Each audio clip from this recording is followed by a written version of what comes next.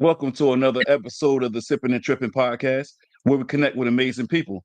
Today's topic is life, parenting, and relationships with Jenna Sipe. I am your host, Desmond Black, and the person that's sipping and tripping with me today is the owner of AIM Marketing, Promoting and Consultant LLC, and the founder and CEO of Virtual Streets Media. She does blogging and promoting for local business artists. She's a college graduate with a double bachelor's degree, one in health science and one in healthcare management. She's a proud homeowner. She's currently writing two books. She's a social media influencer and owns a transportation company where she offers armed and unarmed security as well as drivers. She's a mother of two kids who are in college, a son who is 22 years old, in college for a business degree, and a daughter who is about to turn 18 years old and is entering college to be a plastic surgeon. She is none other than Miss Jenna Sipe. How are you doing, and how was your week so far? My week is really amazing, actually. I've been very blessed this week. Oh yeah. So tell us about that. Like, why do you feel like you was blessed? Like, what happened? What got you smiling today? I really just feel like, have you ever just kind of felt like you're walking in your purpose? Like, Absolutely. Lately I've been feeling like that a lot. that's a really good feeling. And for the past, I'd say like 2 weeks, I just kind of like have had this really good feeling about life. And I really feel like that I'm walking in my purpose.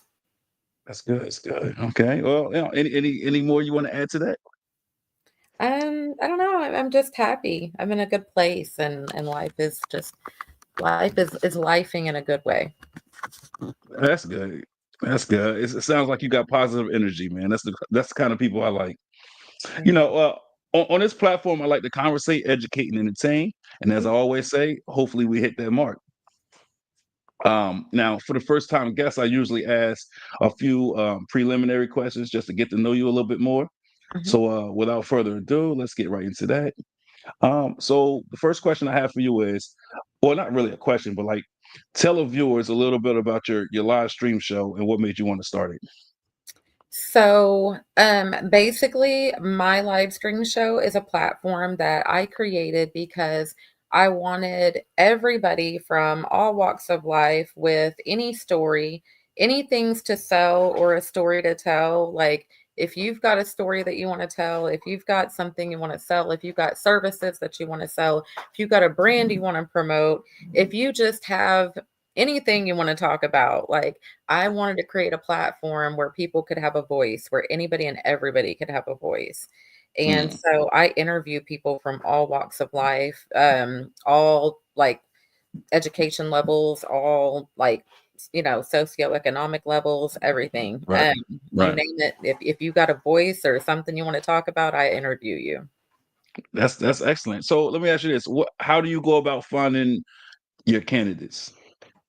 Really, a lot of them I meet online. A lot of people I just meet online, and then if they're local, if they have a business or a brand, or if they're a musician, even, like, I will pop out and go check them out. Like, yeah.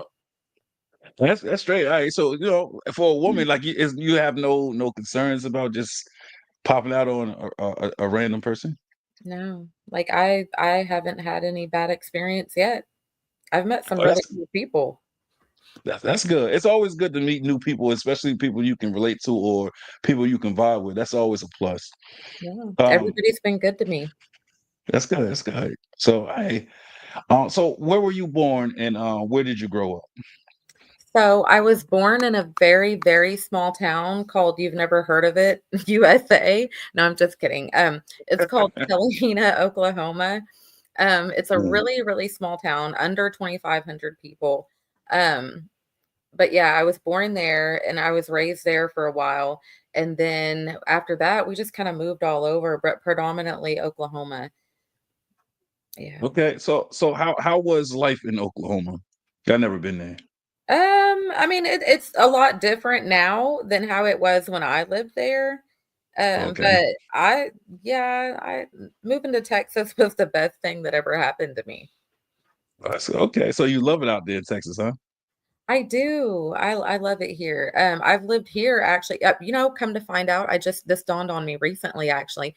So I've actually lived here in Arlington, Texas, longer than I've lived anywhere in my entire life. Okay, So interesting. yeah, so it's kind of crazy. Like my life actually got stable when I moved to Texas and created my own life. Like, because even since just living in one town for that long, is I've Right, never lived anywhere for more than probably 5 years at tops. right, right, Um, right. but here I've lived here 19 years, but I've also lived in the same house for the past 16. Mm. Like I The raised one my in Texas, kids I'm here. assuming. Yeah, I Okay, raised my okay, kids here, so I'm like, I'm not letting go of this house. I got you. So, do you have any siblings? I do. Mhm. Okay, or brothers, sisters, what?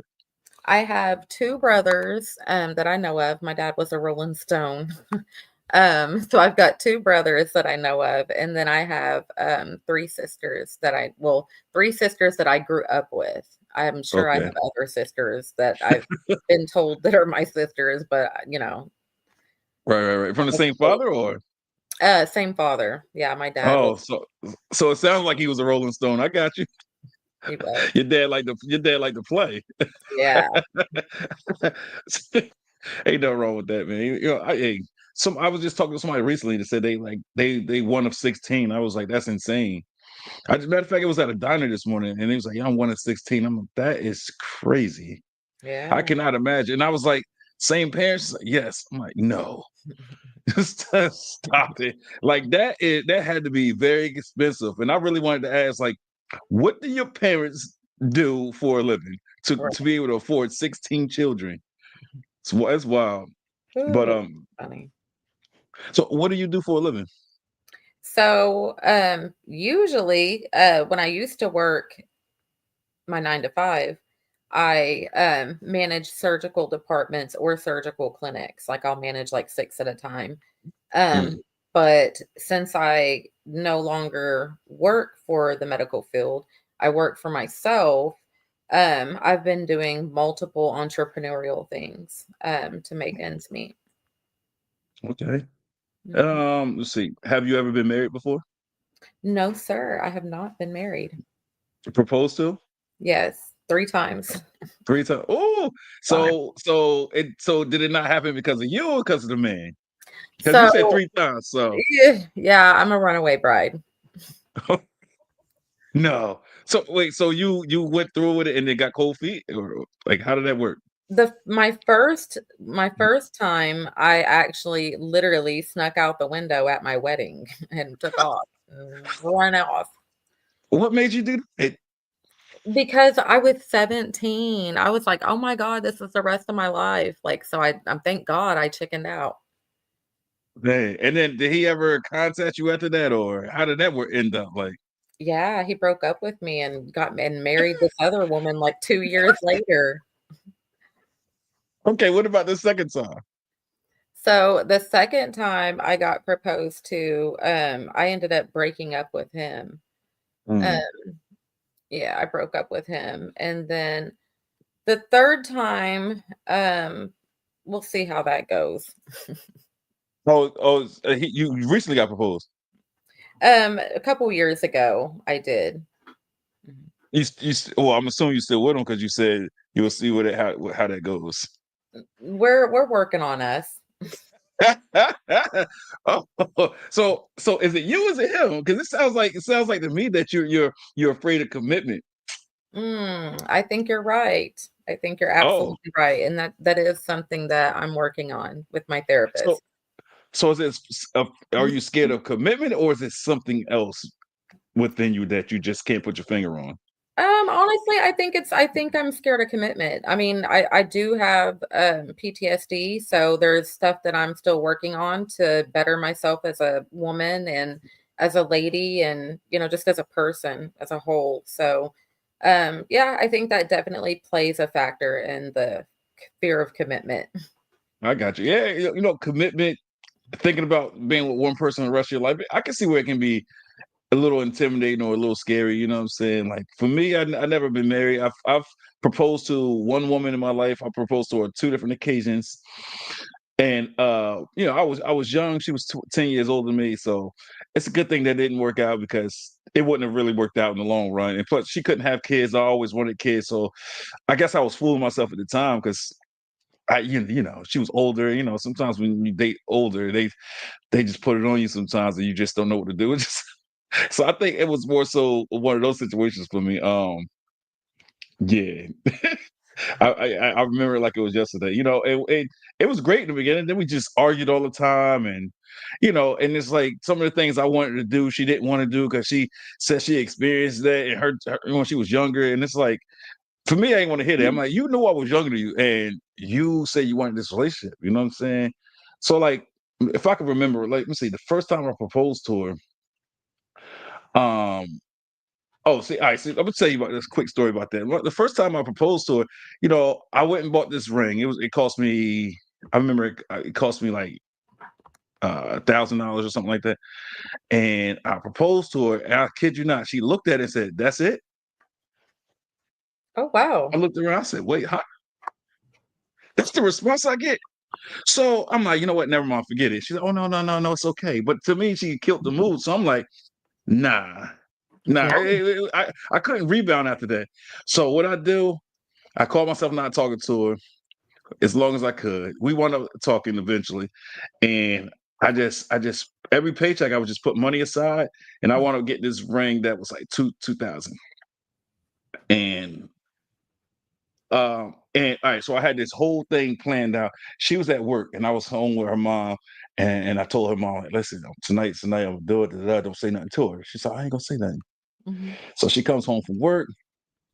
Her mom immediately is like, "Can I talk to you real quick?" So they go in the room, and I'm looking at her mom like, "Don't do it." Mhm. She put her hand up like, "Relax." And then the woman I was with at the time, she come out. We talking. I poured a glass of wine for me and her, and I'm just, I'm on my knee, but I'm leaning over the arm of the couch. Uh-huh. She goes, "Listen, so where's the ring?" I said, "What ring?" She said, "The ring you told my Oh! mom, the one you told my mom about." I was like, "Look, say yo, Roxanne." So she was like, "Just give it to her." So then again, it killed it. So I was like, "Nah, this ain't gonna happen." So 2 days, like I didn't do it. 2 days later, she came home from work, and I was trying to pretend I was so mad, and I had the wine, and she was late coming home. So then she was like, "Why are you acting like that?" I said, "Just drink your wine. Like you always come home late. I don't know what the deal is." So she was like, "Whatever." She started sipping the wine, and the ring hit her on her lip, and she turned the light on, and then she started crying. So I'm like, "Is this not the moment that I thought it would be?" Mhm. So then I proposed to her, and she didn't even wear it for like a week. So now I'm like, "Yeah, nah." So for me, it was like red flag. So that was my story about me proposing to the same woman twice, and it just she never even wore it. So I wound up taking it back. You know what I'm saying? And I'm like, that's crazy. And then I found out that she was talking to one of her kids' fathers because she had three baby fathers, 5 kids, 3 baby fathers, and Mhm. I found out she was talking to two of them. Matter of fact, two of them. One was in the military, and behind my back, she was talking. So make a long story short, that relationship didn't work. So yeah, Man. that's that's that. See, So that's why I'm scared of commitment. yeah, it's a scary thing. Even for me, because you thought your Oh. father was a Rolling Stone. I was out there in them streets when I was younger. For me, it was all about a number. It was a challenge. Like my brother or close friends, man. We was all over the place. We shared girls together. I alley this girl to him. They did the same thing to me, and we was just enjoying life that way. So Swapping diseases. Just So kidding. it didn't. So at one point, I was like, I really do want to settle down with one woman. Like, I think I would feel better as a person. And every time I got close to somebody and I wanted to make it work, it was that fear factor. And then I just start seeing the red flags and the signs. So then I'm like, yeah, man, forget being monogamous, forget being a one woman man, because I keep getting hurt.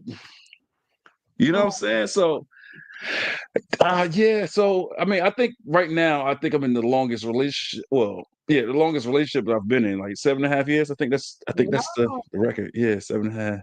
That's a long Some people, time. Yeah. I mean, It's like yeah, a it marriage in is. itself. Huh? That's like a marriage in itself. Yeah, a lot of people be like, you know, common law married. Like, I'm like, yeah, I guess, but people still ask, like, why you not married? I'm like, listen. So Listen, girl. it's this one thing that's still there that's like, listen, calm down, pump the brakes. What is other things that ties into that? So let me ask you this. Are you religious? No, I'm more spiritual. You know, everybody say that these days. When I ask that question, they be like, nah, I'm not religious, I'm spiritual though. Yeah. So all right, sidetrack a little bit. Like, what's the difference to you about being religious and being spiritual? So I think with religion, you are more so committed to like a certain way of life, to Hmm. where when you're spiritual, you don't necessarily have certain commitments that are tied down to a certain way of life. You're Right. more focused on commitments that are more like spiritual in realm or like mental. Got you. I got you. All right. So tell us a little bit about your AIM marketing, promoting, and consulting business. Like, what is it, and what exactly do you do? So basically, I started that company a couple years ago. And when I started it for the first 2 years, I didn't even push it. I didn't do anything with it. I just kind of started it, planned on doing something with it, and just kind of didn't. I was so deep into my career at the hospital, managing a surgical unit and 6 outpatient clinics. Being a VP of operations, it took like a lot of my time.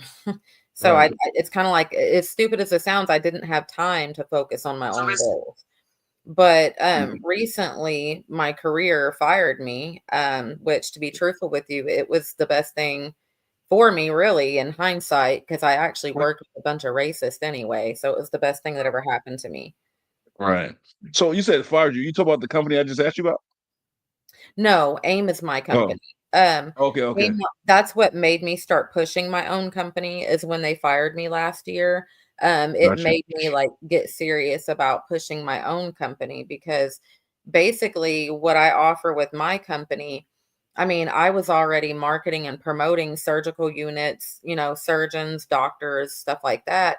So I thought, why not work for myself and do it myself? Because and then on top of that, I'm basically doing consulting anyway. A lot of these companies are hiring me for like basically they're hiring me to come in and clean up their business. And then once I get it cleaned up, they're letting me go. They're basically using me as a consultant anyway. So I started thinking, why not just start consulting for myself? Right, right, right. Yeah. I got So that. that's when I just hit the ground running. That's good. That's what I'm trying to do. I'm trying to be my own boss, right? I'm trying to start my own small business with this food truck thing, man. Like, I'm not sure if told you about that before, but that's my focus. That's my goal.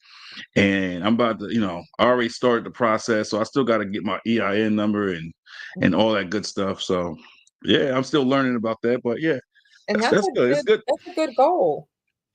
right? Um, they got a lot of food trucks out there where you at, right?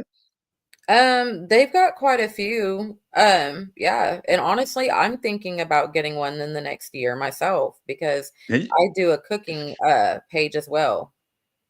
yeah. See, that's what I got to do too. I got to work on getting the cooking page and stuff because I post stuff on my YouTube channel, but I need to make a page and just put stuff out there. So I'm about to start doing a lot of samples and having people taste it, and then jump on a podcast just to critique the food. I Ooh, think that that'll be would be good. nice.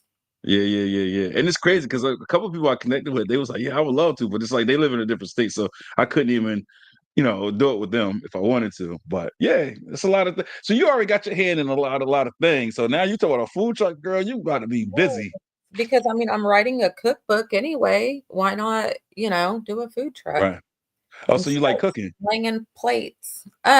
Honestly, I don't like cooking, but I'm good at it. You know, so how you gonna get a food truck if you don't like cooking? You gotta have a passion for it to be successful. I'm good at it. Everybody just seems to think I belong in the kitchen. Well, a man will tell you that's where you belong. A lot of men. All my friends do too. Like everybody just likes me for my food. That's crazy. But yeah, hey, It's that's good, man. diabolical. I love the cook, but it's what's weird. I love to cook, but when it comes to prepping, it's a lot of prepping that I cannot stand. I despise, but I know that's part of cooking, so I try to do it a lot more now, so I can get myself in the rhythm of doing so. Absolutely. Um, Practice makes so perfect. that's true. So you have a double bachelor's degree in health science and in healthcare management, right? What made you choose that to major in college? Um, I just went for what I knew. Like I have always grew up around people in the medical field, and and even as a child myself at 15 when I could get my work permit, I went and worked at a nursing home.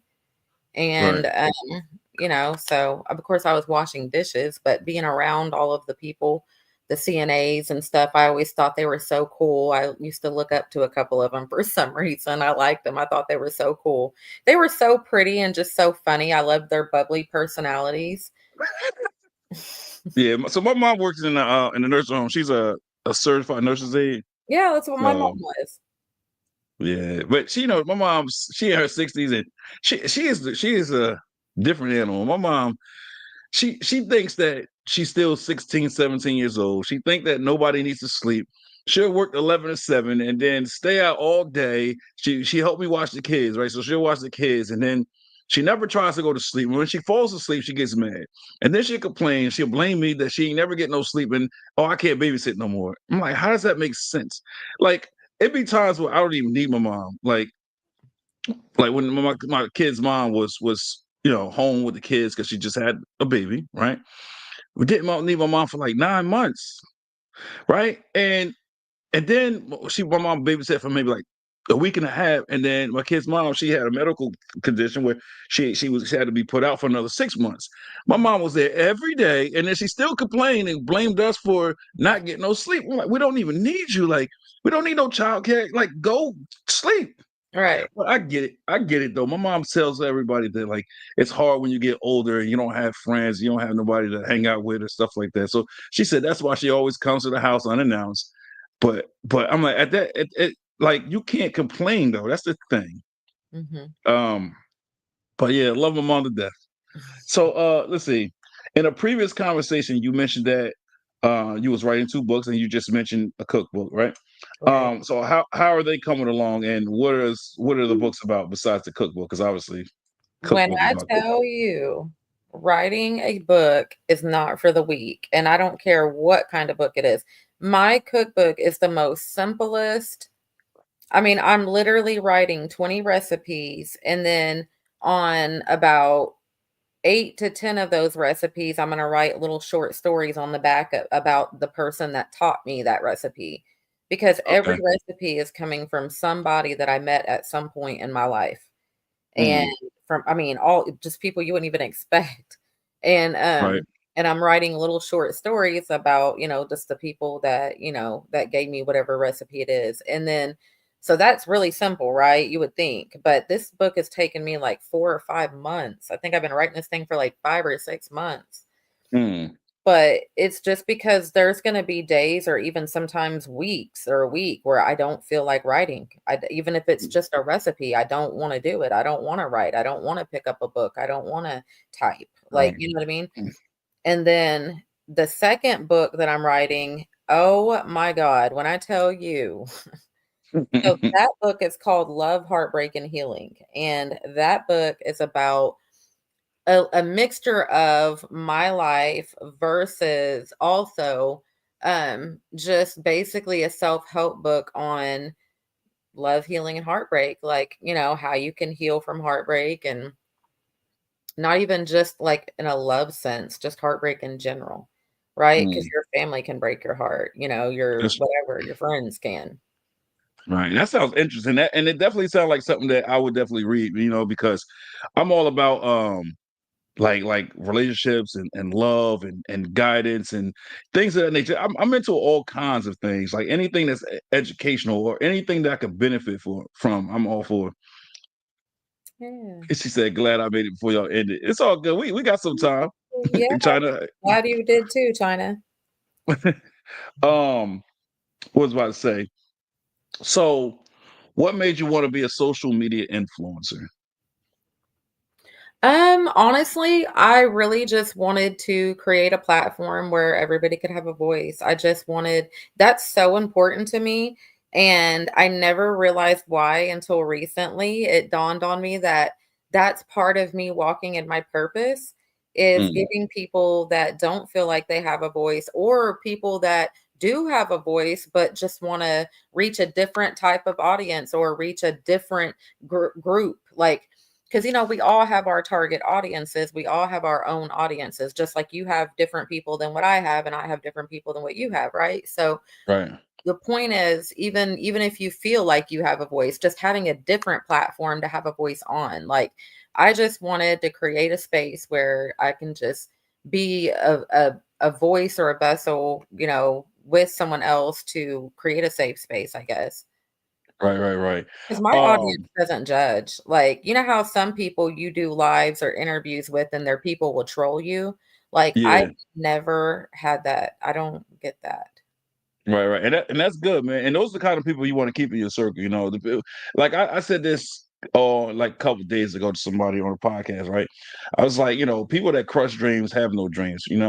It's people that try to put you down. That's putting themselves down essentially because it's like how can you have a dream? How can you have a vision? But you criticize somebody else for having a dream or a vision. You know what I'm saying? So to me, that's why I came up with that quote. People that crush dreams have no dreams. Right. I love that. Um, yeah, yeah, me too. When I thought about it, I said, "Let me write this down." I loved it, man. It was great. Trademark that. You Oh, gotta trademark it. let's see. That is so good. I was just telling someone that's why I don't do social media content because of trolls. Yeah. So China, she started a podcast. She had like one episode, and then because she felt like people was criticizing and trolling, so she hasn't done it. So I just had her on my show on Tuesday, and that inspires her. So she said for the next 9 days, she gonna have a show. So I'm glad that I was able to break her out of that shell and make her feel a little bit more comfortable. But I'm looking forward to it. I'm gonna be a guest on one of her shows, so that's good. She's a great speaker. She can speak very well. You can go back and watch the replay with me and her. It was like on Tuesday when we had it. So it was a great show. I really enjoyed her. I enjoyed everything about it. Good. Um, so tell us about your transportation company that you have. So, basically, that's kind of a side thing that I do. I do security, I do unarmed drivers, unarmed, armed, you name it, I do it. We have a couple of company cars, but usually I try to just rent a car. I don't like people all in personal vehicles, and I don't know. I'm really picky like that. I don't like people knowing like or riding or even being around my real vehicles. So Right, right, right. I got you. I'm very All right. private. I'm very discreet. Yeah, ain't nothing wrong with that. So the one topic I wanted to bring up, right? The one point. So you recently attended a talent show for kids in the undeserved community of Oak Cliff, Dallas, or Oak Cliff, Texas, right? Oak Cliff or It's Dallas. it's they say it's Oak Cliff, but I don't really feel like it's Oak Cliff. I kind of feel like it's more like outskirts of Oak Cliff, I guess. I got you. All right, so yeah, so you just attended that, right? Um, Tell us a little bit about that because I was watching your videos and some of it I was able to make out, some of it I really couldn't, but it was interesting to see the smiles on all the kids' faces, and I love the fact that you did that, right? Because like you told me like it was free food for them and free microphones and it's a lot of gifts and gift cards up like you said like $2,000 worth and stuff like that's special and I love when communities pull together and they do stuff like that. So just tell us a little bit about that. So big shout out to Gas Chamber and Angie Rich. So Angie Rich is the manager of Gas Chamber. Gas Chamber Studios is a group of artists that she Right. manages. And she basically put together this event. It was basically her idea, her everything, her hard work. So big shout out to her. She asked me to be a judge, so I participated and helped out where I could.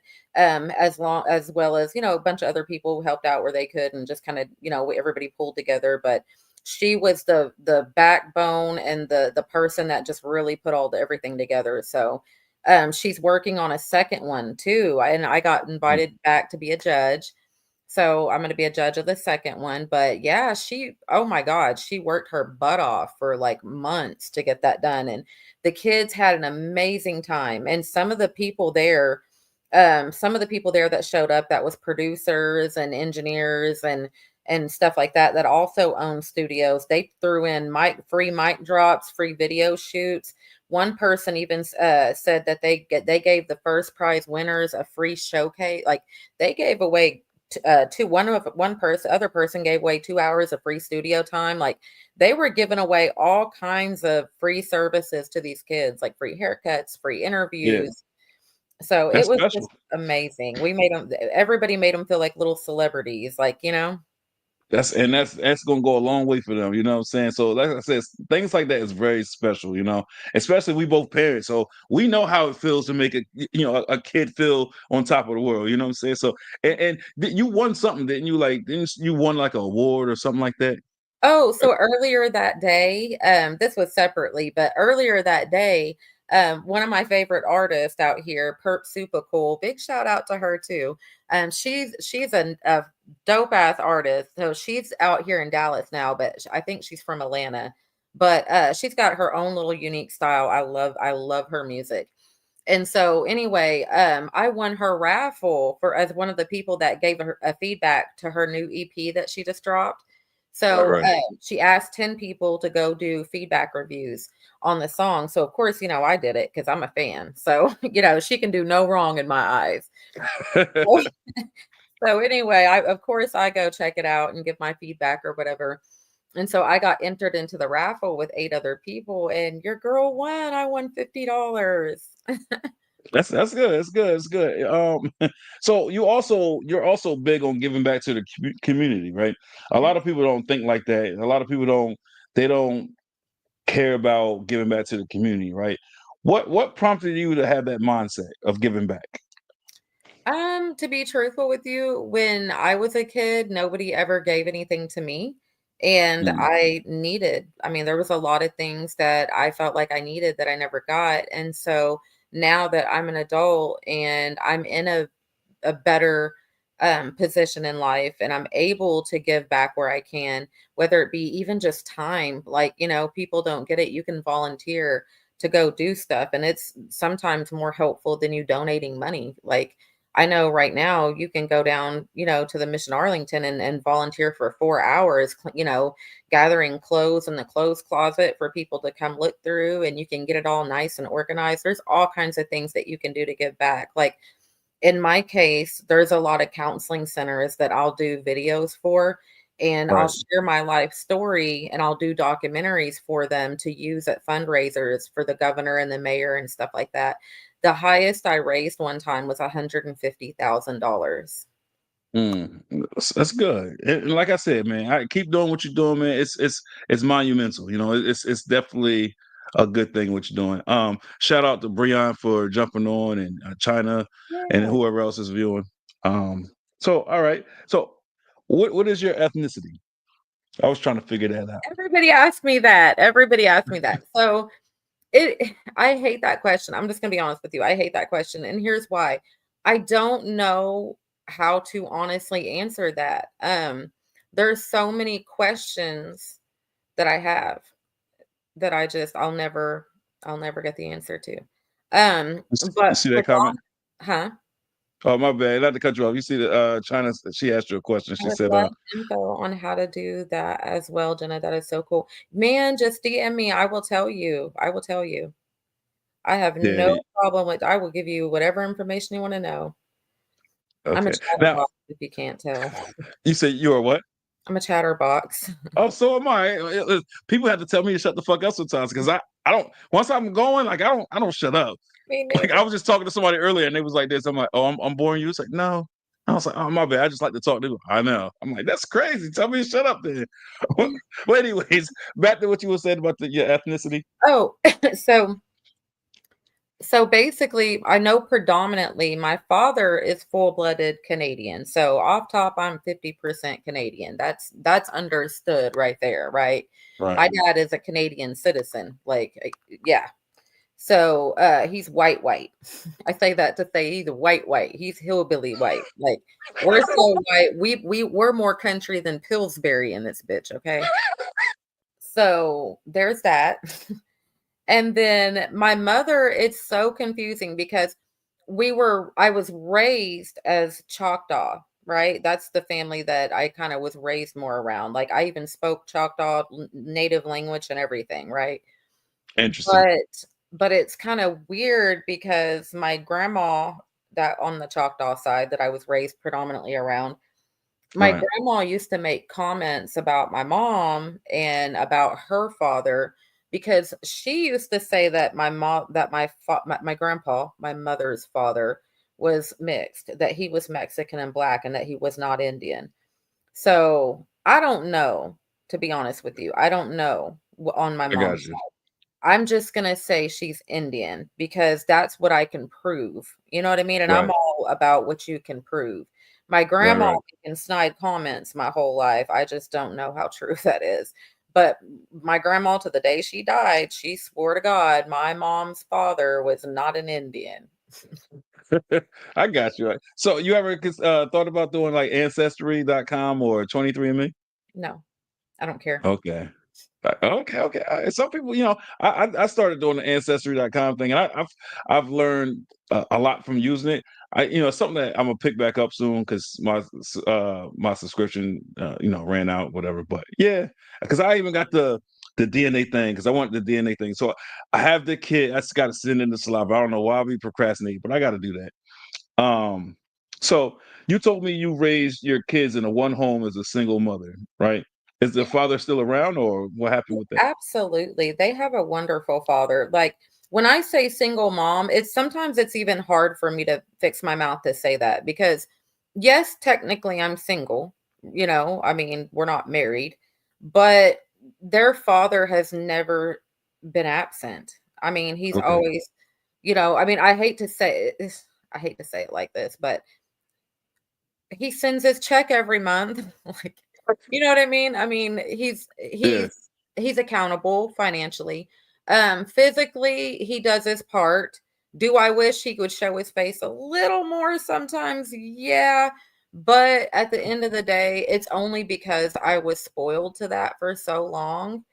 So now that he's in a new relationship where she doesn't like all that, like, okay, so just to touch on the weirdness, up until about a year well, up until about a year and a half ago, my kid's father used to spend Christmas with us. He'd come over and eat Thanksgiving.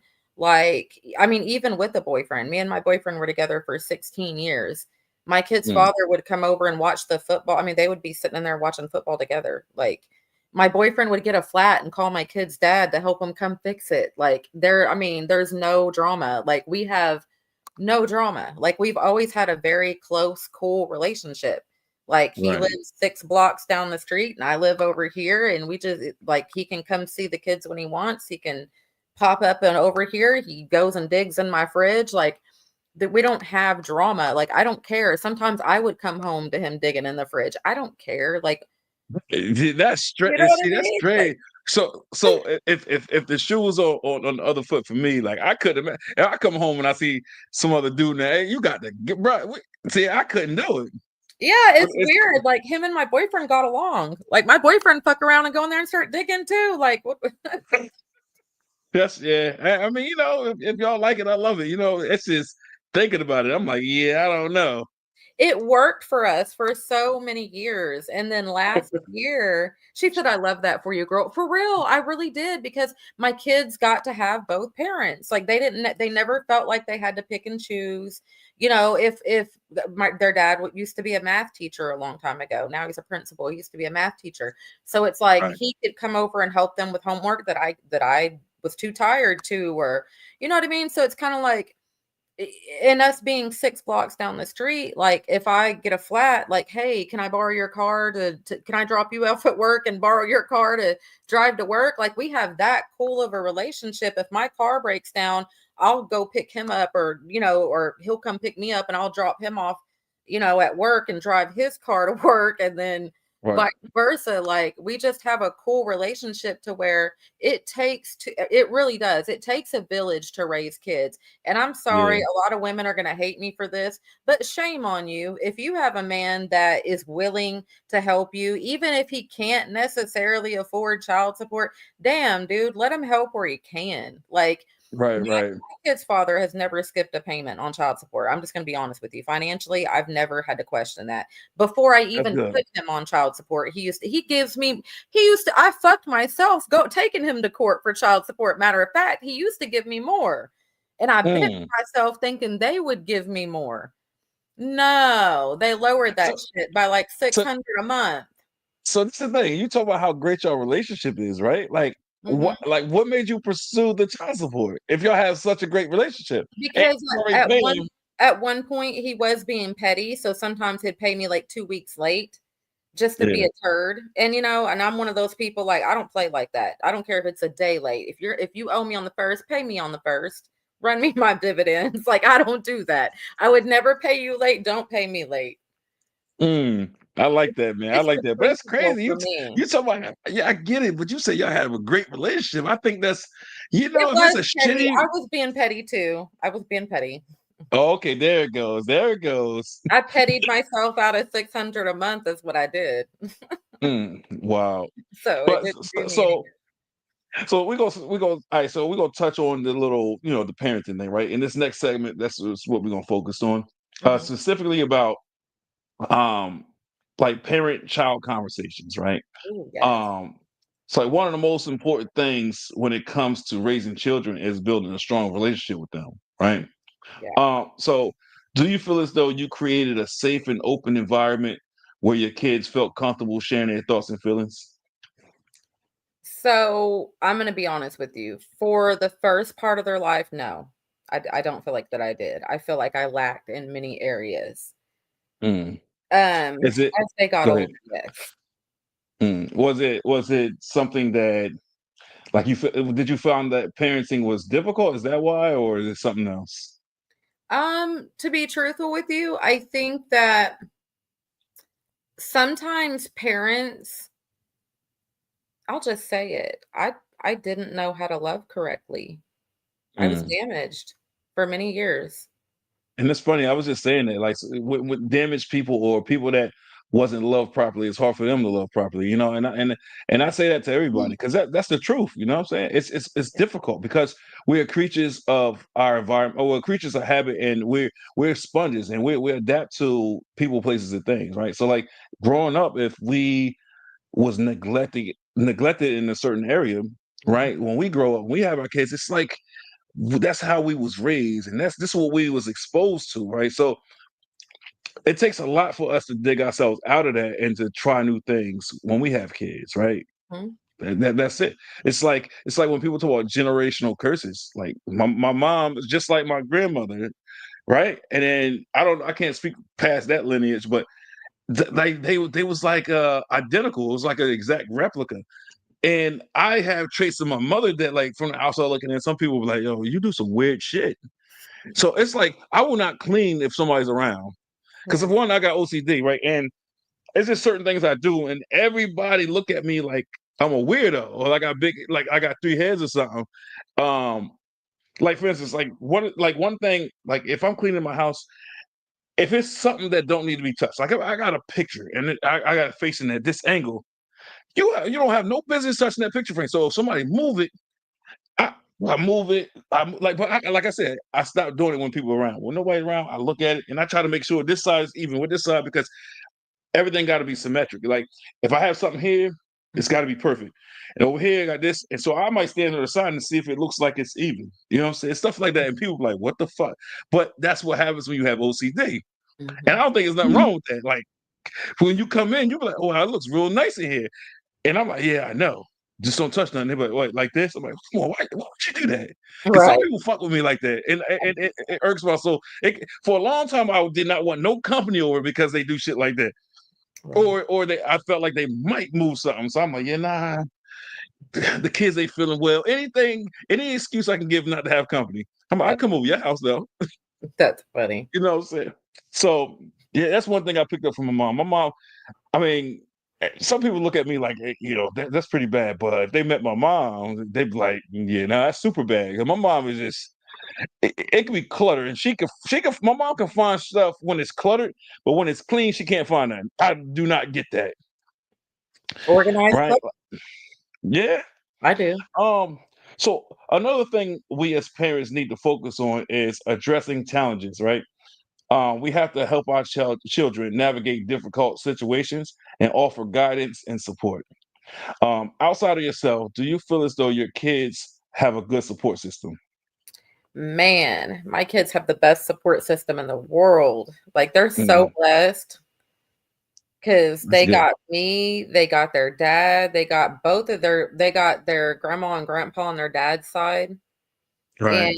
my both of my kids are super close to their grandparents. As tacky as that sounds, like my son will dead ass call his grandma and like have like a grown man conversation with her. Mm.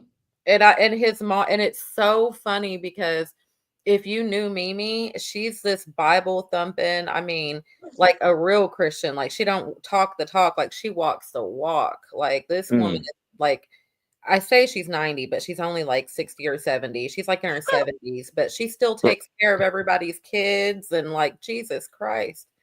yeah, a lot of grandmothers from the old school. This is how they are, man. It's like I think it's more so because that's how they was raised. Like, take a break, lady. Like, Yeah, because I couldn't. I I got get to take the care of rest of mine. you too. Like, Yeah.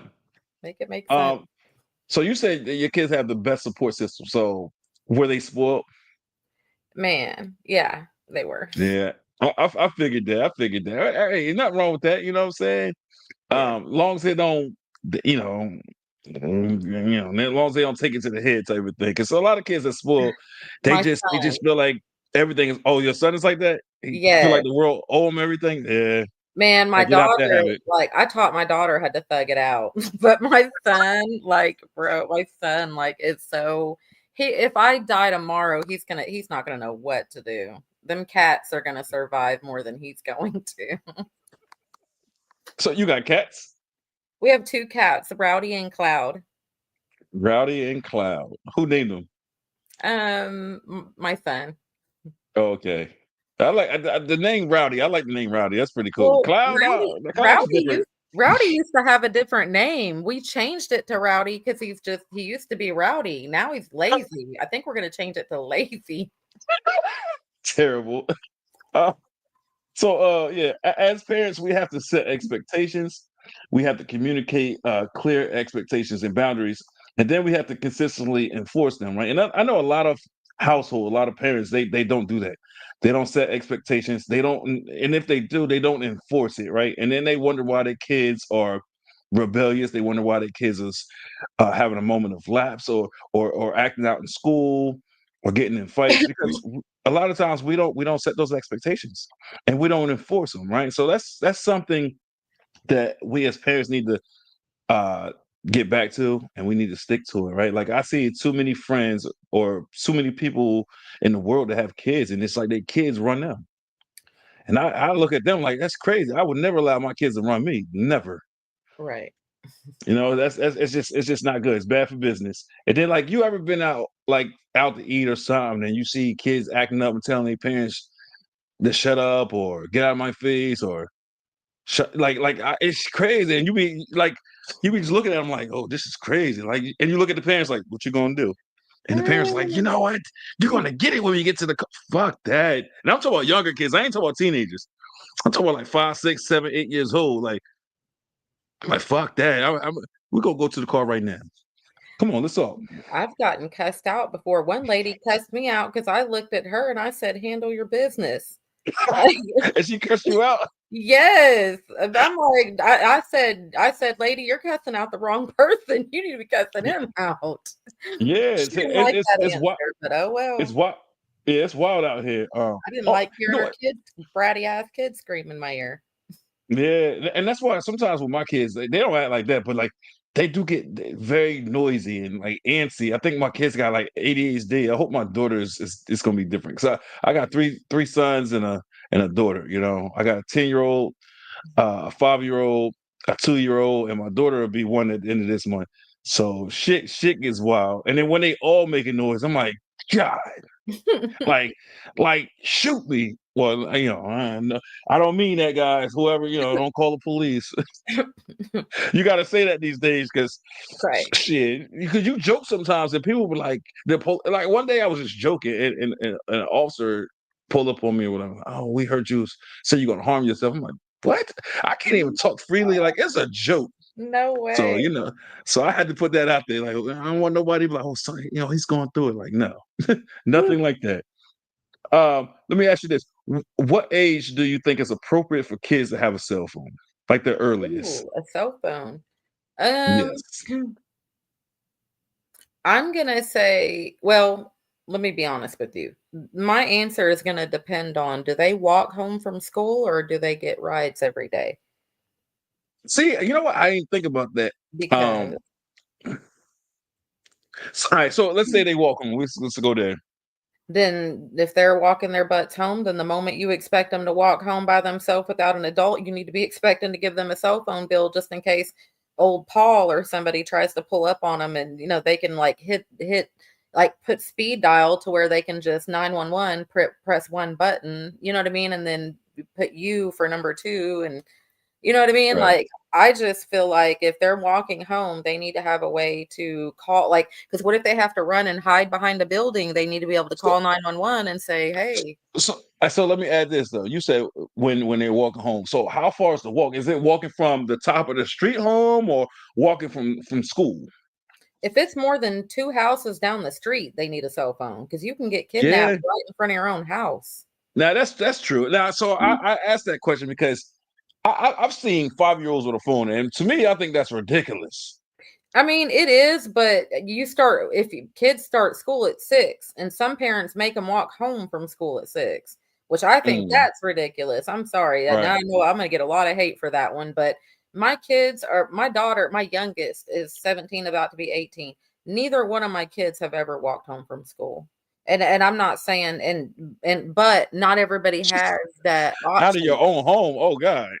Who's going So who you allowing in your house is your kids gonna get kidnapped? That's wild. no, really, you can. I swear. And I'm not making this up. So when I was a kid, one of my friends got kidnapped right in front of her house, right like across the street from our house, but catty cornered. Like she straight up got kidnapped, and there was nothing I could do about it. Like it happened so fast. That's crazy.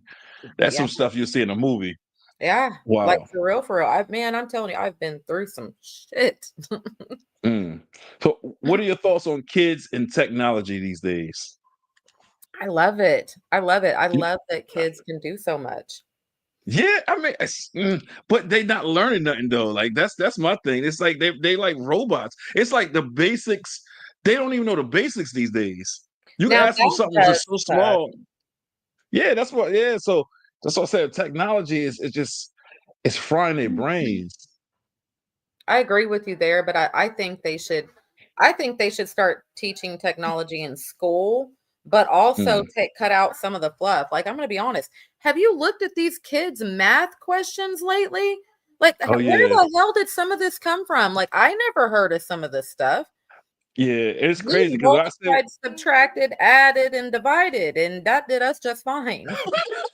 yeah, it's crazy because like yeah, because I said when I have kids, I'm helping with their homework. I had this whole thing mapped out, and then like my kids ain't at the age right now where I struggle, but I see other kids, right? I mean, or like I said, I've been in other relationships and they got older kids, whatever. I'm like, let me see your homework, let me help you, and I'll be looking like, well, you don't know this is It easy. ain't hard, Dad. Yeah, I'm like, come on, you got that. And I'm really saying that because I don't know what the fuck I'm talking about. I'm like, come on, bro. Apply yourself. It's crazy because it's like trigonometry and all that stuff. That's crazy. I don't know that stuff. Where do we ever even use that? Like when we go get an oil change, they don't be like, "Here, do some trigonometry to get your Yeah, like." yeah. I never understood that either. I'm like, it's so stupid. Now, geometry, I love geometry. Like when I was intimidated with that at first, but in school they was like, listen, you know, you like to draw. They said if you like to draw, this is nothing but shapes and angles. You'll love it. And the crazy thing is the way they spun it to me, like, and I started doing it, and I found it to be easy. The hardest thing about geometry is the proofs. When you got to start from scratch, but going backwards. Now you got to apply yourself, but it wasn't that hard. But yeah, trigonometry and all that stuff, no sir, can't Any do it. geometry is hard to me, okay? I didn't grow up I'm going home at that point. That's too hard for me and Interesting. it stresses me out and I'm going home.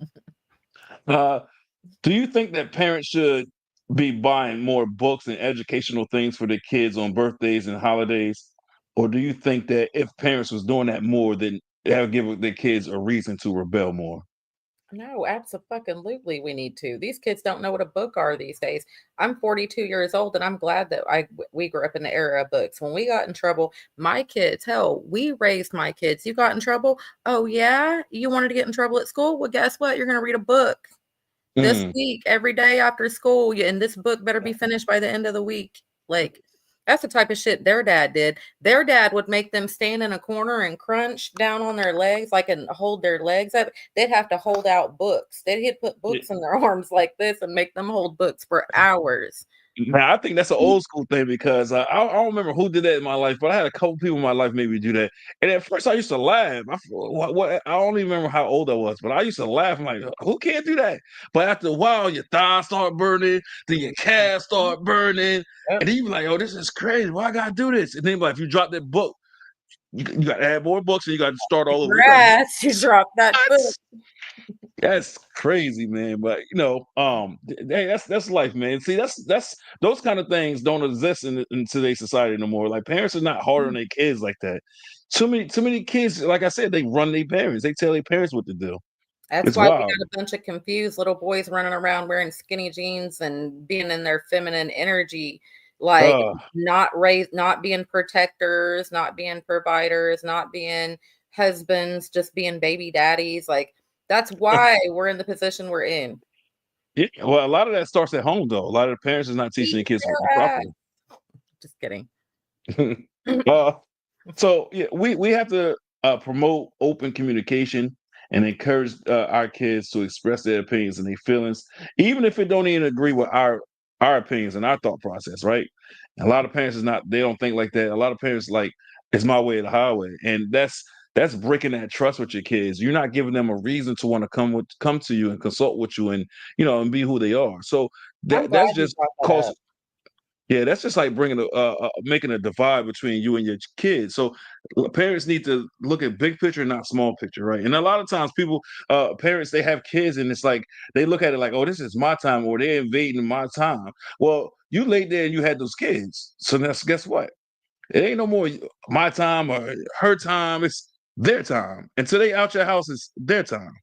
It might be your rules, but it's their time. And and I talk to too many parents that they be like, yeah, bullshit. I'm like, that's crazy because what if your kids start resenting you? You gonna be okay with that? You No, know? and I'm glad that you brought that up because I used to be one of those parents that children are to be seen and not heard type, because that's how I grew up, generational Right. curses, right?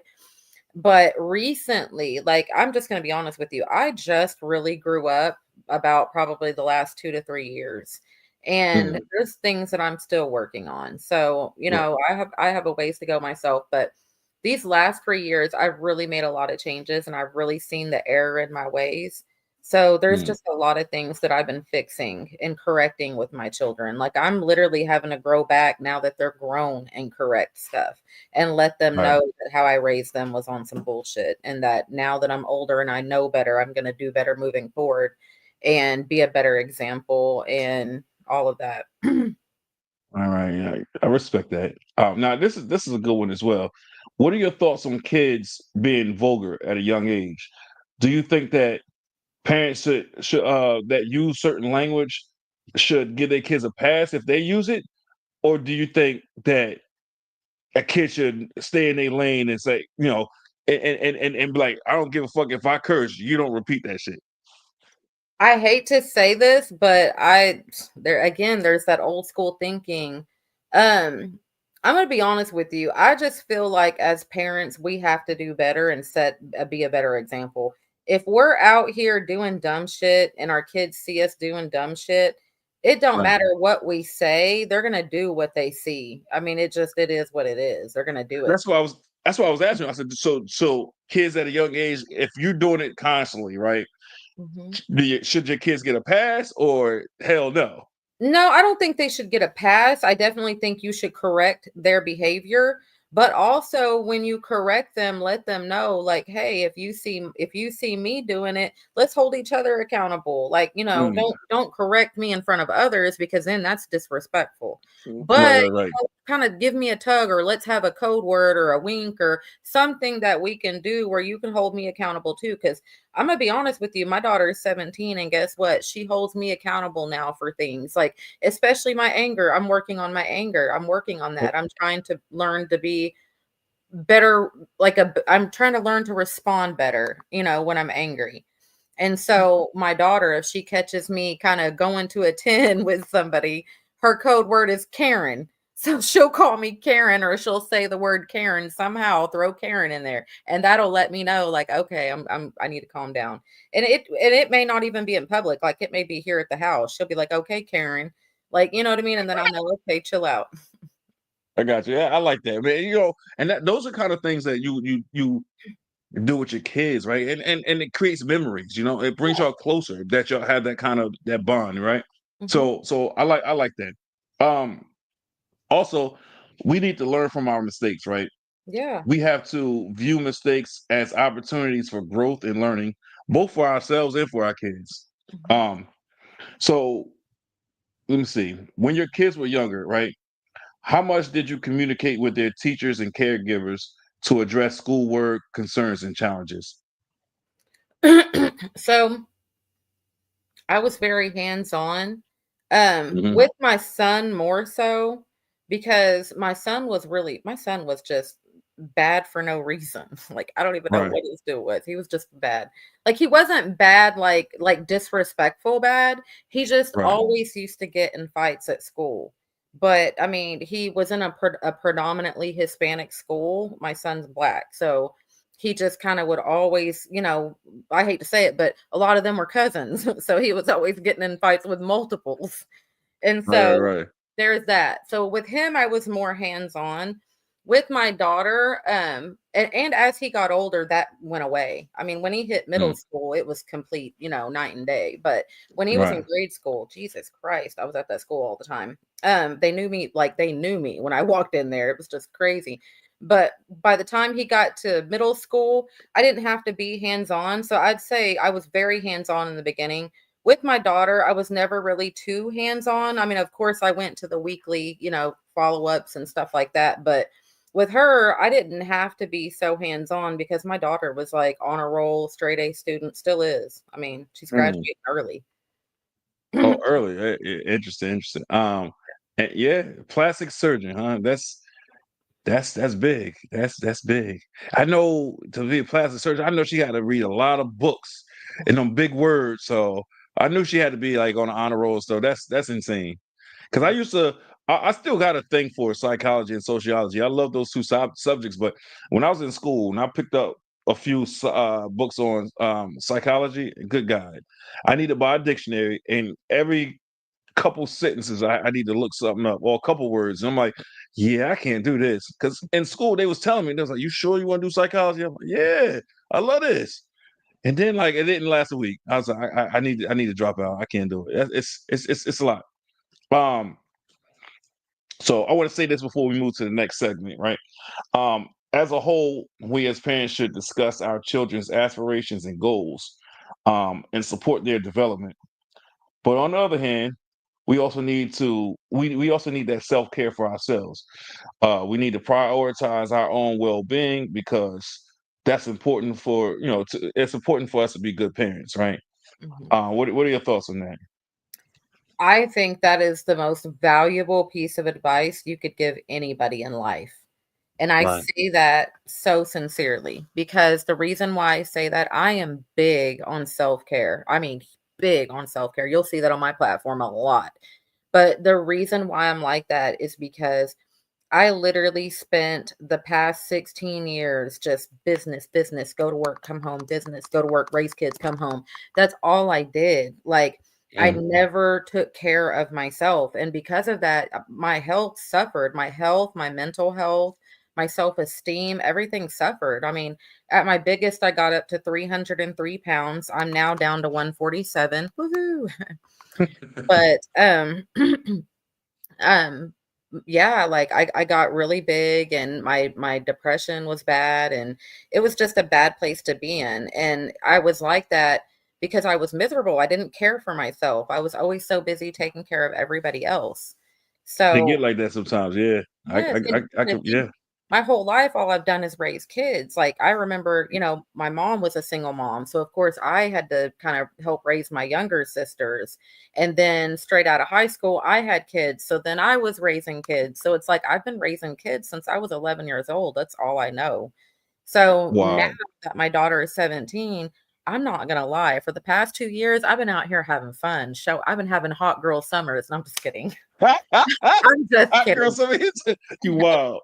No, as you can tell, like, I'm very fun-spirited. I just got like this in the last 2 years. Like, I used to be so, like, square and just, and I was like that because I wanted to be the best mom that I could be. And now that my kids That's are grown, like, no, fuck them kids. Like, I'm just kidding. No, like, now that they're grown, like, I wanna have fun and I wanna chase all the dreams that I never got to do. right. So I lied. I said I was gonna move to the next segment, but it's two questions I think is valuable questions, right? The one being, what challenges have you faced from raising a son versus a daughter? Ooh wee, that's a good question. So, Yeah. for mothers, raising daughters is hard because with sons, you're their first love. As crazy and as weird as that sounds, you're their first love. Every woman that they even think they like, they're gonna compare them to you. So, the That's bond that old school thinking because I don't think like that. it When I is. think of women, if I think of a woman being like my mom, I'm like, I gotta run. Oh, no, my son is 22, he has never brought a woman home to me. My son says the day that he brings home a woman to me is the day that he finds a wife. Like, my Hmm. son is very like, he thinks like an old head because, like, and we're very close. Literally, my son he don't give a damn in front of friends and everything. He's coming in here and hugging his mama. If he's Yeah. walking in the door, if one of his friends happen to pull up, he don't give a damn if there's 3 people around. He's coming straight in here and hugging on mama.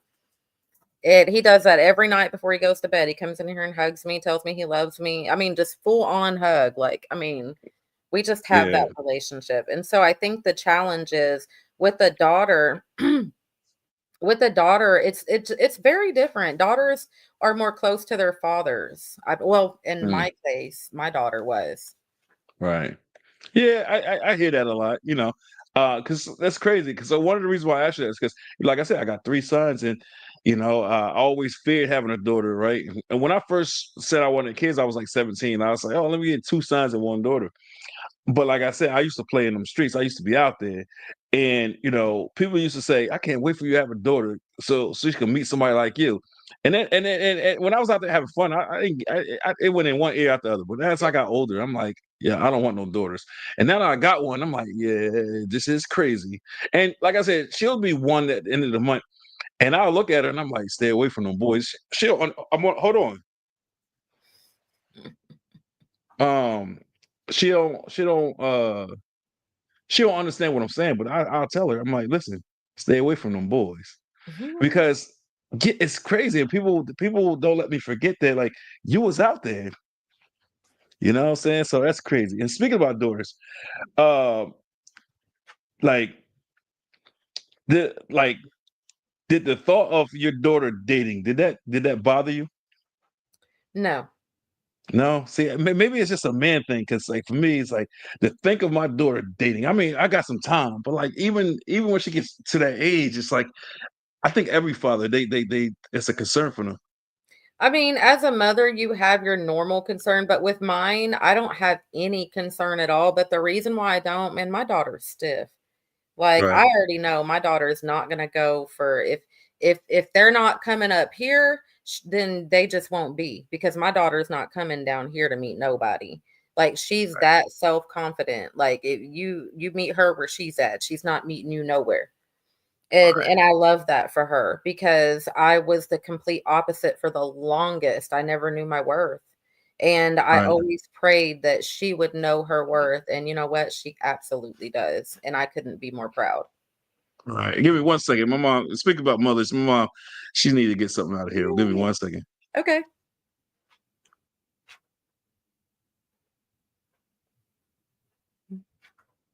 What is it? Huh? Ooh, a chicken wing? You got wings instead of fish? Give me a piece of okra. I love their okra. I just want one piece of okra. Mm, they make the best freaking okra.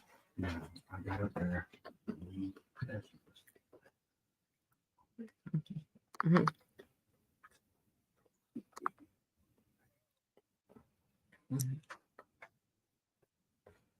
I can't hear you. My bad. I forgot I had it muted. There you go. I said in this next segment, I want to discuss a topic that I seen in my Facebook feed. When I saw it on there, I couldn't help but to laugh. It was comical to me, right? Mhm. But I also thought it would be a great topic for a podcast. So I'm about to give you the story, right? That as it was written on my feed, right? So it said, my husband came home last week in a panic. He asked to talk. This is when he explains to me, I have a mistress and she's pregnant. She's threatened to tell you everything if I don't send her to Europe. I'd rather you learn it from me than to hear it from her. He said, baby, please forgive me. And it says, my problem is that I don't know how to tell my husband that his mistress is a liar. I know 100% she's lying because my husband is infertile, but he just doesn't know it. If I tell him the truth about his mistress, he will know on the same occasion that his two children with me are not his. Right. So the question is, what should she do? Do you need me to read it back, or you caught it? Tell them. You said she should what? She should just go ahead and tell them.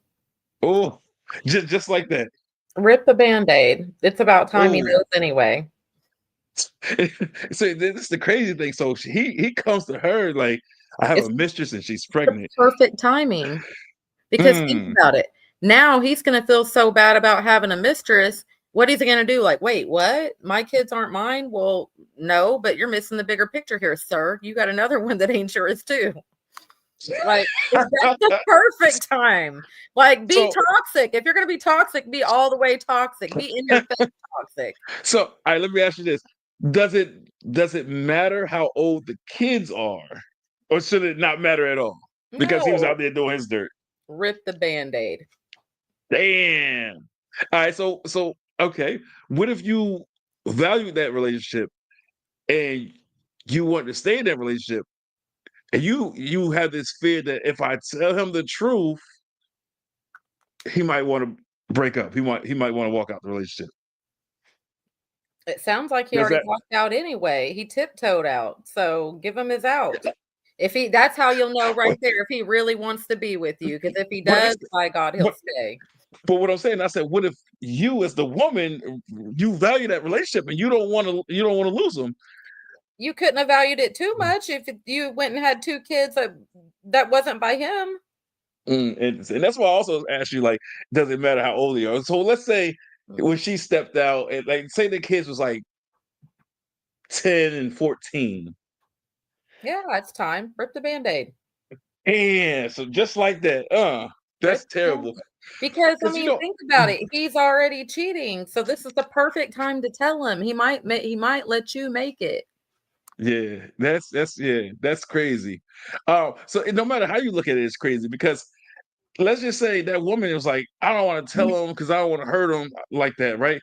But it's the thing. At the same on the same token, like this woman saying, "Oh, she gonna tell me everything if you don't give me what I want."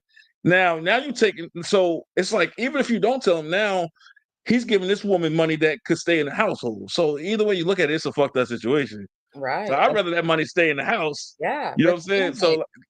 So like you said, just rip the band-aid. But I mean, as a man, let's say if I was in that situation, shit, even if I was doing dirt, shit, I would not take it well. I think I would lose my ever loving mind. You know that's and it's crazy because I wouldn't have no right to be mad, but I just know me, and I'll be pissed. Yeah. So, all But right, so I just you'd rather go be ahead. pissed than being pissed all the way to the bank paying some other woman, right? That's true. But the only reason why he will be spending it is because he don't want the wife to know. Well, I guess I can't say that because he told the wife. Yeah. So yeah, you're right. You're right. You're right. Yeah, And so then take first of all, the your whole pissed the ass whole off in Europe the thing was living crazy room and anyway. sleep on the couch now and think about it. And we'll talk about So it tomorrow. so let's say that happened. That applied to your life, right? And you just ripped the band-aid. You told him, and then you want the relationship, and he claims that he want the relationship. So you would make him sleep on the couch. That night, hell yeah. You gotta Oh, gut just that punch night. him a little bit. So like, would you like how bad would that fuck up the trust? I mean, because y'all both fucked up the trust if you think about it. Yeah, it's hard to get trust back too once you lose it, but you can do Yeah, it. If you really love yeah. each other enough, it's worth fighting for. So you will forgive him? You think it'd be easy or? I'm gonna be honest with you. No, I wouldn't because forgiving somebody is way harder than walking away. It really is. I'm speaking from Mm, personal experience. interesting. You said forgiving is harder than walking away. It really is. I don't care how much you love somebody. If you stay with them, that is way harder. Working through that together is way harder than just walking the fuck off. You walk off, you can forget about them in a couple months. Working Mm, through stuff and sticking in there and digging deep and y'all are like really working through your shit and owning stuff, like that takes real work and accountability and looking yourself in the mirror when you're not proud of yourself. right, That's not an easy job, and that takes way more than months to do. You can lose trust in a matter of a night, and it takes right. years to get it back. I got you. All right. So in this next segment, right, we're just going to talk about relationships in general. It's basically relationship questions, right? And I'm sure I'll jump in and I'll answer some of the questions, but I think the questions are good, right? So be honest. What is one of your red flags in relationships? One of my red flag, like for me, or like a guy. For a guy, like you in a relationship with a guy, like what is your one big red flag? I would have to say, how they speak to people when they're angry or upset. Mm. So people in general or specifically women? People in general. Okay. Okay. Okay. So, are multiple baby daddies a red flag for you? Yes. Yeah. Why? Because I just and forgive me, I'm not trying to sound judgmental, but I feel like, or you mean for a baby daddies, like multiple men or No, I'm multiple? sorry. I'm sorry. Multiple baby mothers. Oh, Is, okay. is multiple baby mothers? That's a huge red flag for me too. You Why know, is that? I'm not doing that. But No, okay, so look. So you got a pass when you was out there laying up, shacking up with all these men prior to the relationship. He was doing the same thing. He just so happened to get them pregnant. Y'all both got histories. Why is it a red flag? I mean for me, me personally, I'm not to me it's a red flag because to me I feel like it shows instability. Mm, I got you. I got you. So how many baby mamas is too much? More than two. It's too much. So well, I only got two, but almost had three. I was about to say, so you try to tell me I'm damaged goods. That's crazy. They can't see me, can they? Um, so I know you know Nick Cannon. So Nick Cannon, like, what about him? Like, a lot of women be like, "That's crazy," but Nick Cannon got like, I think he got like six baby moms, I think, Yeah. Yeah. and it's crazy. He still he might even got more than that. They probably just not claiming him. That's wild. Yeah. Um, So is low self-esteem or low confidence a red flag for you in a relationship? Absolutely. How come? Because when guys have low self-esteem or when they're insecure, they'll project that onto you. And I Mm, used to not feel this way. Like I just got this stiff probably in the last year, like in the last right. 6 months. I Like got you. I've gotten to be real stiff. So a man that got low self-esteem or low confidence, right? You don't think that it's something as a couple y'all can work on that? Like you don't think you can he can you can help him navigate through that and build up his confidence? Because in a good relationship, isn't it about a team? It's supposed to be teamwork, right? It is, but me personally, I just would not. I would not. I would So not. he basically a dweeb and a loser, right? He's square and all that shit, right? No, not necessarily because I actually have a huge heart and I love like to be it's kind of weird. I actually attract more to people like that and I attract more to I hate to say it like this, but damaged people because I'm damaged, right? And we kind of Mm, attract kind of what we are or we attract a piece of ourselves. And right, so right. I tend to draw to people like that that have low self-esteem or that, whatever. And so me knowing that now, I had to work extra hard on myself to make sure that I don't, stay in that place, if you will. So Gotcha. now that I've pulled myself out of that place, I just don't see myself dating someone like that only because I know that it's not something I can fix. It's just like it wasn't something any man could fix for me. It was something that I had to fix myself. Right, right. All right. So complete the sentence for me.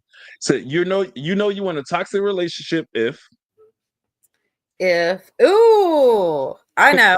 So, you're in a toxic relationship if you date a guy that shakes his Skittles because ladies, let me tell you a little word of advice. If you ever see a shakes guy shaking his sh- Skittles, run because he's about to beat you. literally shaking Skittles? Yeah, you ever seen people shake their candy or shake their Skittles or you know what I mean? Like their M&Ms? N- Nah, You've never seen men like shake their candy in their hand? nah. Or like Like peanuts, shake their peanuts in their like hand? oh like old men, yeah. Like, just I know a lot of older guys for some reason they shake it and then they throw it in their mouth and they be eating it, but I never heard of that's Okay. crazy. The younger generation guys that do that, usually they're shaking Skittles or peanuts. Gotta watch them because they beat bitches. You ever see That's a guy wild. shaking your Skittles, run or knuckle up because he's about to get dead on your ass. That's crazy. So you got another I'm one just for me? kidding. That's a joke. I'm About just kidding, y'all. You got another one for me? You know you're in a toxic relationship if So you're in a toxic relationship if you can't go out with your friends or family members without them calling you constantly or calling you more than one time. mm, mm. That is so Now toxic to me. now do they know that you're going out with family and friends or they don't know where you are and they calling you? Because I think that plays a difference. I mean, as a woman, you No, should let your that man my know where you're at anyway, chef Dennis want to know where you from. from the South. Can you Because tell? I guess he's trying to say he never seen that either. Maybe it's a Southern thing. I don't know. Uh, uh. But all right, what you say? You know you're in a toxic relationship if what? If if you're out with your family or friends and your man calls more than Oh, one. oh yeah, you're right. And I asked you, I was like, did he know where you went, or is it just, hey, she's not home? Let me just, let me call her. I mean, if they know where you're at and they call more than once, that's weird. But if they That's don't weird. know, you know what I mean? If they don't know, then that's a you problem because why are you not communicating with your man where you're at anyway? Because I what if like that. something happens to you? What if you get kidnapped? Women get kidnapped every 11 seconds in America. Did you know that? Every 11 No. seconds, a woman gets kidnapped. Interesting. Look it That's up. It's interesting. a dead statistic. Look it up. Women get trafficked and kidnapped every 11 seconds. So staying on the toxic conversation, right? Let me ask you this. This is a good one. Why do we choose to stay in a toxic relationship? Ew. Usually it's either money or sex. So money or sex? Okay. I mean, Yeah, I mean, so I think all right. So I'm gonna add to that though. I think a lot of people stay in a toxic relationship because, well, like you said, sometimes the sex is good, and you're just like, shit, I can't have another man taste this, or vice versa. A woman like, yeah, I'll be damned if another um, woman gets this, right? So I guess that's one reason, but like I think a lot of it is some of it might be stability for a man. That might like, oh, I'll be lost without that woman, and that woman put up with so much of my bullshit that I don't think that another woman will entertain it. You know what I'm saying? So I think that's another reason. Some people just like that toxicity. They might say they don't, but it's like I think a lot of people they really get off on that. Right, like without that, like you ever seen somebody that they're in a toxic relationship, but they thrive, right? And then they meet somebody else, and then it's the complete opposite, and they like, oh no, I can't do this, and they wind up cheating on them, or breaking up with them, or being so nasty and mean and rude. They treat the toxic bitch better than her, right? Like you ever seen that before? Yeah, I So I have. think, so I think a lot of that maybe it comes from being damaged, and that you're attracted to being damaged, like you were saying. Like I think that's what it is. So it's interesting, and I'm pretty sure a lot of other people have different opinions and point of views on that. Let's see. Oh, okay. Here's a good one. Is giving instructions during sex a turnoff? No, I like it. Instructions? So if a I man love was, it when a man tells me, like, if a man tells me what to do or what, do this or try this or, I love that shit. Hell yeah. it's not a turn off. Okay. See, for me, like this is the thing. Because for a man, I think you now you fucking with their pride and their ego, and I think you like I think a man will feel dehumanized, right, or less than if a woman's saying, "Oh no, don't do it like that. You're doing it wrong. Do this. Do it this way." Because first of all, I had it happen to me when I was younger, and I hated it, and it took me some time for me to come to terms with it, Mhm, and then I just applied what she was telling me to other relationships. And I had females say, "Oh, you the best," or "That's great." Da, da, da. mhm. But I got older. I kid you not. I've heard a woman say, "Oh, nah, yeah, that's how you do it." Like, "Oh, no, you're not experienced." I'm like, "What?" Like, that's crazy. You know, my body count is like, and my body count high. Like, nobody complain like this. So for a man, a man don't like it because I mean, I can't speak for everybody. For me, I don't like it. You give me instructions in bed, like, I don't know. Like if it's verbalized instructions, I can't. That's a turn off for me. But like if you like guide me or do certain things, like okay, I could probably get jiggy with that. But like trying to coach me, I'm just get up and like, you know what, I'm good. Put my drawers back on, put a movie on. You're like, what do you do? I'm like, no, I'm good. I'm good. I Netflix can't do and it. chill. Like, oh no, not right there. It's not that don't do nothing for me. As soon as you say that, I got to go. I can't do it. That's turn off. I'm sorry. Mhm. You better, especially during sex. That's what I'm saying. Like, if you want to coach me or give me pointers, do that before we even get in the mood. Right. Right Right. now, I've asked that question to a woman before. You know what she said? What? If you ain't doing it right, why wouldn't you allow me to? If we both want it, why wouldn't you allow me to give instructions? Because I'm not gonna sit here and let you and take some bad sex. If I feel like sex is bad, Mm. I'm gonna turn the light on. It's over with, right? Right. So why not allow me to coach you, and we both get our rights off? And I'm like, I don't know. I just can't do it. It's a turn off. As soon as you Right. try to tell me, I don't like. Oh, Right. not not confident to find someone else, huh? Mm. Yeah, I mean, to be truthful with you, like, I think, yeah, I could see where for a man that'd be a lot different, you know? Right. For women, I'm gonna be honest with you. As a woman, I don't give direction. I guess maybe that's a southern thing. I'm too ladylike for that, I guess. So I So wouldn't. so you would just go with the flow no matter what the rhythm was. You just fuck it. Yeah. You just all right. I would just That's what's up. duly noted, like, he sucks. Don't do that again. Like, That's wild. Um. I'll just go on Okay. What Facebook and crack a joke about it tomorrow. No, I'm just kidding. what is the biggest deal breaker during sex for you? Ooh, the biggest deal breaker during sex or before Yeah, sex? Or during sex.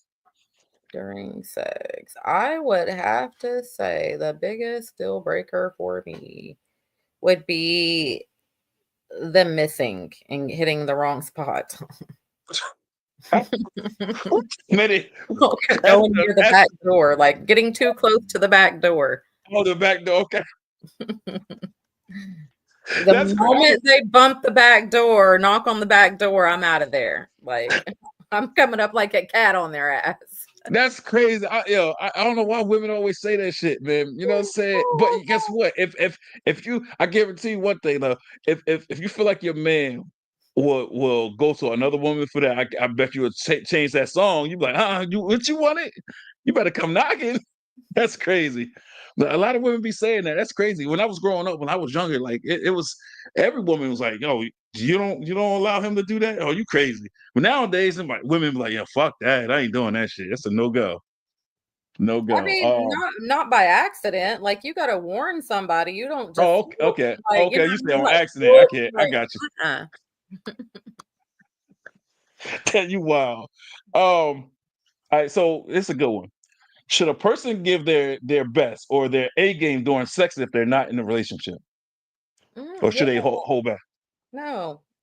Go full throttle. If you're gonna have sex with somebody, go for the gusto. No matter if you're dating or not, just give them your all. Ma'am, make them remember you, ma'am. Ooh, that's what I'm talking. Make them want you. So you need No, together. make Make them them want remember you. They ain't gotta want me, you. make them remember me. 10 years later, they're gonna be like, "Oh, that one bitch." Oh shit, that's wild. Yeah, I definitely got some under my belt that I remember, man. I tell you See? the truth, man. You'll never forget them, will you? Nah, her that There is. you go. So should I you like to test say drive? put a stain in their brain. I like that. I'm gonna use that. Put a stain in their brain. I'm gonna use that shit. Well, nah, I can. My kid's mom actually watching this. Let me stop. So look, should you test drive before falling in love? Like having sex test drive, or what do you mean? Yeah, sex. So, Mm, like a lot of people, like my older brother, for instance, he'll say that you shouldn't test drive. Like you should get to know the person, don't have sex, get married, and then you have sex. Oh, there he goes. My brother said no. So, in your opinion, should you test drive before falling in love with that person? mm. I'm gonna this is gonna sound boring, but I don't think you should have sex before you have feelings for somebody. I mean, I but I'm saying, okay, like, so y'all just started talking. What I'm saying, like, but no. So you should fall in love with that person before you give yourself to that person. I mean, not necessarily fall in love, but I can't sleep with somebody I don't have feelings for. I just can't. I mean, Mm. everybody I've slept with, I have feelings for. Like I But, never but just this is the thing. If y'all talking right and y'all going in that direction, it's something there. It might not be fireworks, but it's something. no, Damn, like for I real. gotta have feelings for them. Like I gotta care about you. Like I gotta at least have the minimum, bare minimum. Like I got it. Like for me, here's care, and then here's love, and then I'm in love with you. Like I gotta Mm, at least care about you. Like right. in order for me to care about you, like I gotta know at least something. Like I gotta know who I'm. I gotta know you. Like So, I all right. So, what happens if? All right. So you sit there, and say, I'm gonna wait to that point, and then like you catch all these feelings, and then you have sex with them, and then you say, "Oh God, I hate when I laid next to this guy. Like it's not what I expected." Then what? then you just be their friend. Like let them down gently. Damn. So okay. So bad sex is a deal breaker for you. So bad sex means you gotta get aboard that relationship. Is what you're saying. No, no, no. I no. Mm. Teach him. Yeah. There you go. Give him instructions, right? Teach him what you like. And what if he's not receptive? Then that's when you dump him. Damn. But Tough. It's cold. try It's a to cold teach world him. out. Yeah. It's a cold world out there. Sure Um. is. Can unreasonably high standards lead to prolonged singleness? Yes. Hmm. Yes, And I'm living why it. you say that? Yes. So unreasonable high standards. Is it your standards that was too high, or the guy? For me, to be truthful with you, that's why none of my relationships work is because my standards versus like what reality was didn't match. Got you. So Yeah, you just a tough cookie. You're afraid of commitment, and you got high standards. man, that's probably why I'm not married and I'm 42. Damn, that's damn. It's gonna take a You, special type of guy to give me his last name, I guess. God's gonna have to Amazon him to me.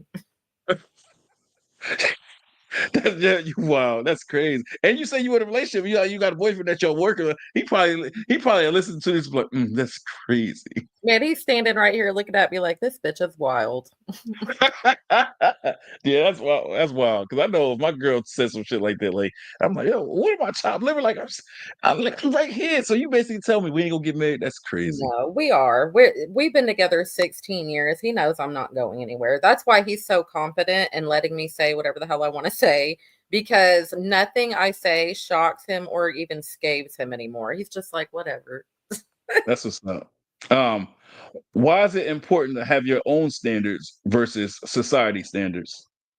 Because if you go by society standards, it will do you in. You will not, I mean, you will not even recognize yourself. I used to be her. I used to be Mm, one of them women that judged themselves based on what society standards were for a woman or what, what I thought that a woman should look like or feel like or sound like or whatever. And so I went through a lot of plastic surgery because of that. You said you went through plastic surgery? I've had a few. Oh, interesting. Yeah. Man, because of the society standards. Yeah.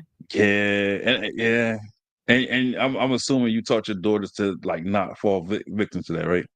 Now, yes, now, but in all reality, I mean, she's going to be a plastic surgeon. So, you know what I mean? Yeah, I don't know, but I do know that her herself, my daughter has very high self-esteem and she's very humble, but she also knows her worth and knows her value. So I think for the longest, her seeing how poorly I treated myself and allowed others to treat me and then her seeing how I am now and how stiff I am with people and my boundaries. I think now she sees that strength that it took to get me here. And so I think that she really respects the hard work that I put in to fix myself. that's good. That's good. All right. What's the difference between standards and preferences when it comes to dating? So preferences are just something that you prefer, but you can live without. Like it don't make or break anything. For Right. me, in my mind, when I hear standard, that means it's make or break. It's do or die. You either meet it or you don't. I mean, Okay. because I Right. know Right. me personally, I used to lower my standards if I liked a guy enough. And I did that, Mm, recently when me and my boyfriend, when we took a break, I recently was seeing somebody kind of on the side and I really lowered my standards. And now looking back, I'm like, man, what the hell was I thinking?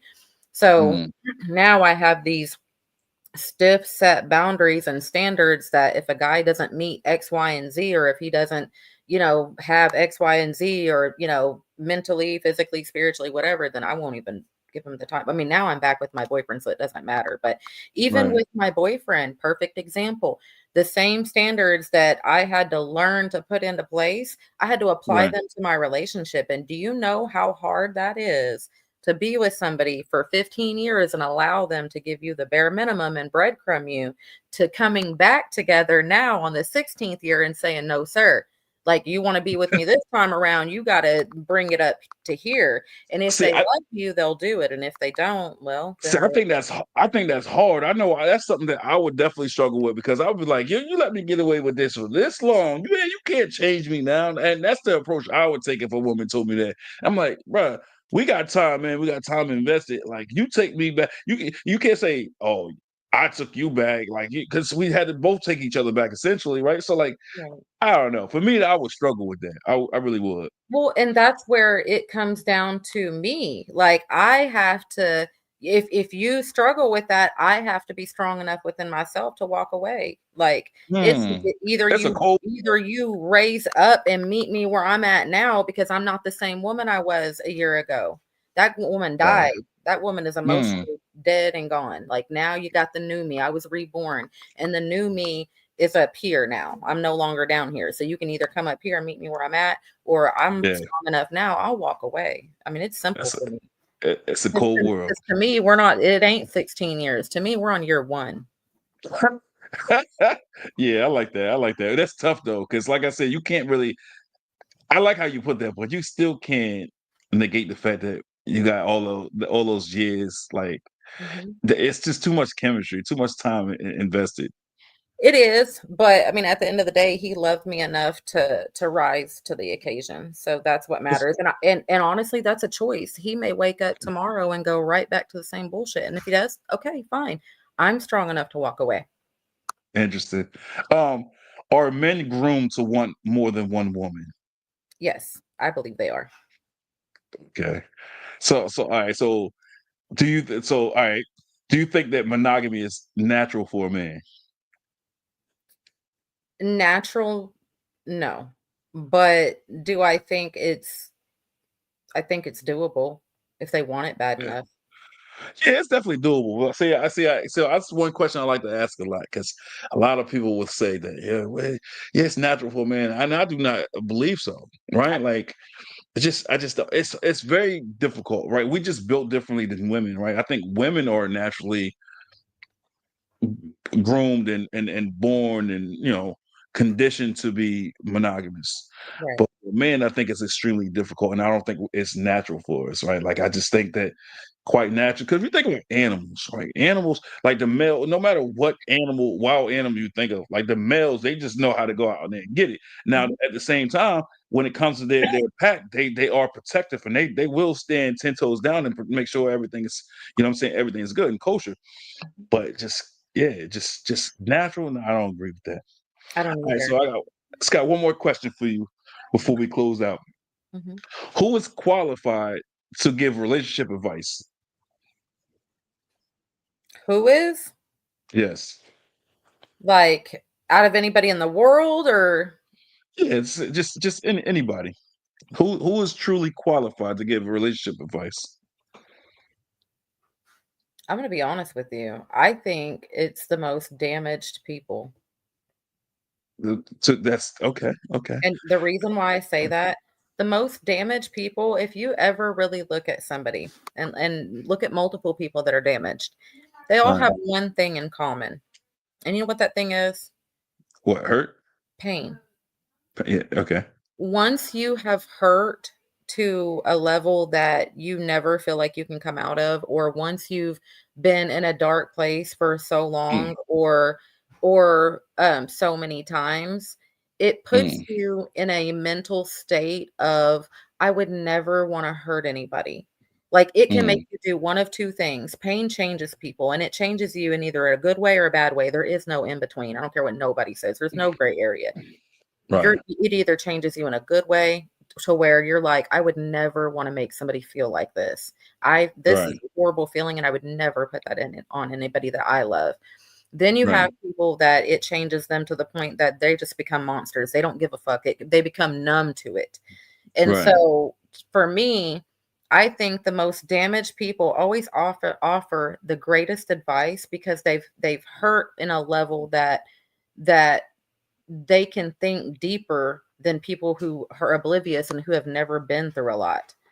Mm, And a lot of people that are damaged have been through so many different things in life that they know what that end result looks like, or you know what I mean? Like, I know me personally, you can come to me for any type of advice. It could be something as small as, something stupid to something major. I have been right. through so much. I can offer great advice no matter what it is because I've just been through so much. So And much. Okay. I'm gonna offer it from a place of love because I Mm, have a pure heart. So, I think damaged people are the most qualified people to give relationship advice because they're gonna speak from a place of pain that they would never wanna mm. cause somebody else.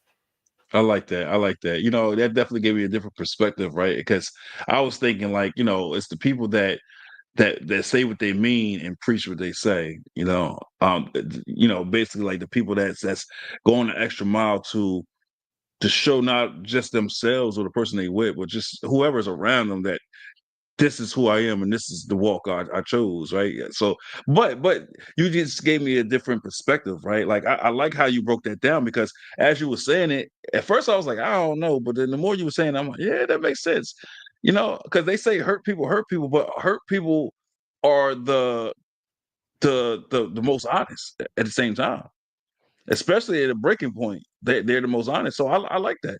Because even if they're monsters, they're still gonna tell you the truth because they don't give a fuck about your feelings. Right. And then if Absolutely, they're the absolutely. opposite, if they're affected in a good way, they're not gonna lie to you, they're gonna be honest because they wouldn't wanna hurt you. Right. Either way, Yep. you're gonna get the truth from a damaged Yeah. person. Damaged people are the most honest people you'll ever meet. Right. Absolutely. Well, um, I definitely enjoyed you being a guest today, and hopefully you'll come on many other ones. Like I said, was it next week? I'll be on your show. Mhm. I look forward to that. Um, but yeah. So that concludes today's episode. I have another one on Saturday, then one on Sunday. So the one on Sunday is gonna be juicy because I was currently in a situation. So the title, I'm gonna put it like this, and you just got to stay tuned on Sunday if you're available. So the title for Sunday is "Having Your Cake and Eating It Too." So I was in a situation like that. So Sunday is gonna be juicy for me. Um, so for the viewers, just make sure you tune in. What time is And it then gonna be on Sunday? on Sunday is 2 o'clock. Uh, So yeah, so my kid's mom, she was one of the viewers for tonight. So it pertains to her and another woman, but she, Oh, it's nothing she ain't lived through already. okay. So I'm gonna put it out there, put my testimony out there, my story out there. Some people know it already. A lot of people tell me like that's some movie shit, like some shit you see in the movie, but it's gonna be juicy. So like I said, for all the viewers, make sure you tune in to Saturday, Sunday, and then I got some that I'm booking for next week. So just make sure you like, share, comment, and subscribe if you haven't done it already. And Jenna, if you would like, you can stay on backstage and we can chit chat a little bit more. But that's going to conclude for tonight as far as the live. All right. Alrighty. Well, I'm gonna hop off so I can get ready for bed. I appreciate I'm it. already halfway Well, there though. I got you. All right. So we'll stay in touch. Okay. Bye, All right. y'all. Good night.